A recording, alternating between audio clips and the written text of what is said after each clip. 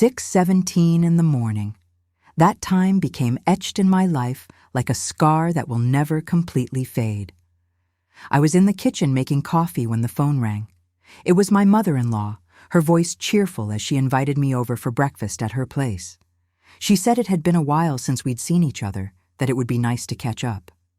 I thanked her, said it would be wonderful, and then she dropped the line that destroyed 32 years of my life in seconds. "Let James know I'm making those pancakes he loves so much." I fell silent. My mind was trying to process what I'd just heard. James had told me the night before that he'd sleep at his mother's house because he needed to take care of some things early in the morning nearby. I believed him. I always believed him. 32 years of marriage, 2 children raised together, a company we built from scratch working side by side. How could I suspect anything? I took a deep breath and asked my mother-in-law if James was there with her. There was a pause. I heard the confusion in her voice when she answered no, that he had said he'd sleep at home because I wasn't feeling well. That's when everything collapsed. We both fell silent, and I knew she had understood what was happening before I even accepted the truth. I hung up the phone slowly and stood there, holding the cup of coffee I'd just made for him, for the man who was lying while I prepared his breakfast. I called James's cell phone, once, twice, 3 times. He didn't answer. I texted him. No response. I could feel something transforming inside me. It wasn't anger yet. It was a strange clarity, as if a fog that had always been there had suddenly lifted. I sat at the kitchen table and started thinking. The new secretary. Stephanie. 26 years old, recent graduate, efficient, always smiling. James had insisted on hiring her 6 months ago, even though I thought we didn't need anyone else in administration. He said she had incredible potential, that she'd be an investment for the company. I agreed because I trusted his judgment. I trusted him. The pieces started falling into place in my head.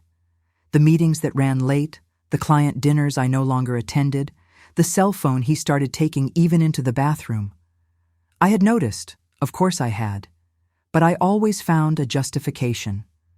We were busy, the company was growing, it was natural for him to be more occupied. I convinced myself of all this because the alternative was too unbearable to consider. At 7:40, he came home. He walked through the door with that look of someone who slept poorly, messy hair, wrinkled shirt. He started talking about how his mother had kept talking until late, which is why he hadn't been able to call me. I let him keep lying. I sat there at the table, looking at this man I thought I knew better than anyone in the world, and realized I was facing a complete stranger. When he finished talking, I said only one thing. "Your mother called at 6:17, inviting us over for breakfast at her place. She asked me to let you know she was making those pancakes you love so much." I watched the color drain from his face. He opened his mouth, closed it, opened it again. He tried to say something, but nothing came out. I kept looking at him, waiting, giving him the chance to at least have the courage to own up to what he'd done. But he chose to keep lying. He said he'd left his mother's house early, that she must be confused, that maybe she'd misunderstood. I got up from the chair, grabbed my purse, and said I was going to work. He stood there, not understanding. I think he expected screaming, tears, desperation. I gave him none of that. I arrived at the company at 8:15. I went straight to my office and called our lawyer. Then I called the accountant. I scheduled meetings for that same day. When Stephanie arrived at 9, I greeted her normally, asked for coffee, acted like it was any other day. She was different, nervous, looking at her phone constantly, probably waiting for some message from James. I knew she had no idea that everything had collapsed that morning. James arrived half an hour later, went straight to his office without looking at anyone. I let the day run its course. I'd learned over 32 years of marriage that decisions made in the heat of the moment are rarely the best decisions. I needed patience. During lunch, I went out alone to a cafe far from the company. I sat in a corner and let it all come to the surface. The pain, the humiliation, the feeling of having been deceived for so long. I cried there, where nobody knew me, where I could just be a 54-year-old woman discovering that her entire life had been a lie.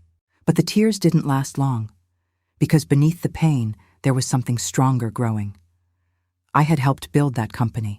I had worked 16-hour days in the early years. I had given up so many things. I had put my life, my sweat, my ideas into every brick of that business. And he thought he could betray me, humiliate me, and carry on with everything as if nothing had happened? I returned to the office at 2 p.m. with a plan formed in my head. In the following days, I maintained my normal routine. I'd wake up, make coffee, go to work, come back home.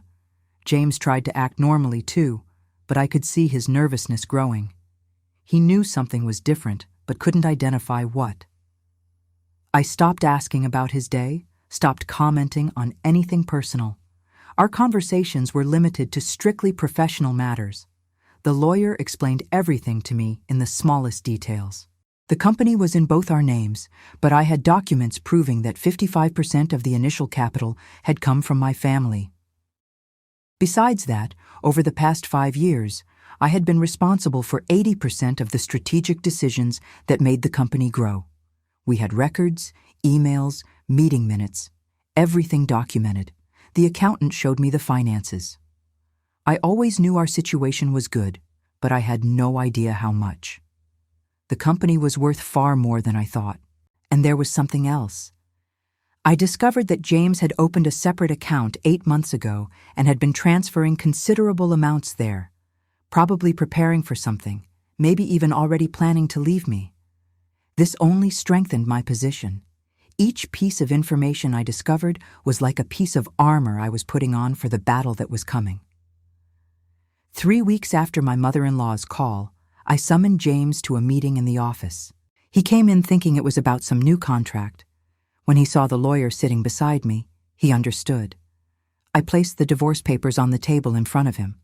I also placed the bank statements from his secret account, the transfers, and a series of photographs that a private investigator had obtained. Him and Stephanie entering an apartment. Him and Stephanie at restaurants. Him and Stephanie at a beach hotel. During a weekend, he'd said he was going to a conference. James turned white. He tried to speak, but I didn't let him. I said he had 2 options. The first was to accept an agreement where he'd keep 10% of the company and a fixed sum of money. He'd have to leave the board immediately. The second option was for me to make everything public, sue the company for misappropriation of resources, since he'd used company money to pay for hotels and gifts for his mistress, and drag everything through the courts where I was certain I'd come out with much more than I was offering him now. He tried to argue.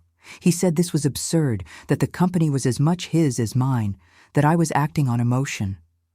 Then I revealed what he hadn't imagined. I told him the kids already knew everything, that I had told them the whole truth, showing them all the evidence, that they were on my side. I saw when that truly hit him. Our children had always been his pride, and now they knew exactly what kind of man their father was. He signed the papers that same day. He didn't have the courage to face a public lawsuit, to see everything exposed, to completely lose the image he'd so carefully cultivated. Stephanie was fired for cause the following week. Misuse of company resources, inappropriate relationship with a superior that compromised the work environment. She tried to sue, but had no grounds whatsoever. The company's lawyers, who now reported directly to me, took care of everything. James left the company in 45 days. He took his money, his personal belongings, and that air of defeat he tried to hide. He tried to talk to me a few times, apologize, say it had been a mistake. I never responded. There was nothing he could say that would change what he'd done. There was no excuse that would erase 32 years of lies.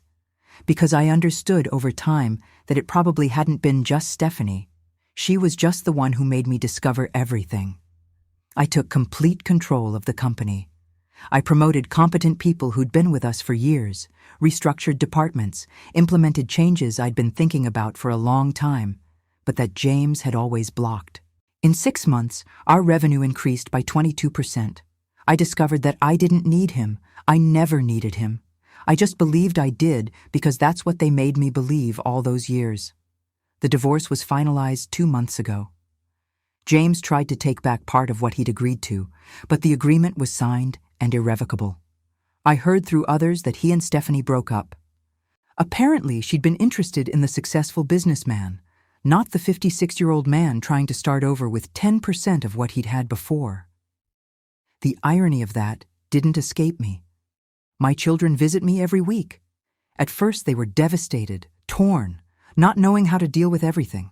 But over time, they understood that what I did wasn't out of revenge. It was out of self-respect. It was to show that a woman doesn't need to accept crumbs from the man who promised to love her forever. It was to teach them, especially my daughter, that we should never give up our dignity for anyone. Today, I live alone in an apartment I bought with a view of the park. I wake up early, have my coffee in peace, go to work at a company that's now completely mine. I've rebuilt friendships I'd set aside, went back to doing things I liked, but had abandoned. I learned that starting over at 54 isn't the end. Sometimes it's the beginning of the life we always deserve to have. I look back now and see that morning at 6:17 as the moment I woke up from a dream that had turned into a nightmare long ago. Does it hurt? It hurts every day. There are mornings I wake up and still feel the weight of the betrayal. But then I look around, see everything I've achieved on my own, see the strong woman I've become, and I understand that I lost a husband but found myself. And that's worth more than any marriage based on lies. If there's something I learned from all this, it's that we're never too old to start over. It's never too late to choose our own happiness, and we should never accept less than we deserve. Because at the end of the day, the only person who needs to be unconditionally on our side is ourselves.